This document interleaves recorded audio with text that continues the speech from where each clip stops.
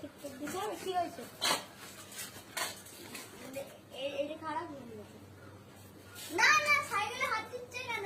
আপনি নতুন সাইকেল কিনে এনেছি, সাইকেলে হাত তো নতুন ঠিক করো। সাইকেলে হাত দিচ্ছে না, নতুন সাইকেল কিনে আনলো। হ্যাঁ, সাইকেলে হাত দিচ্ছে তো সাইকেলে ঠিক করো না, যা চলে যা।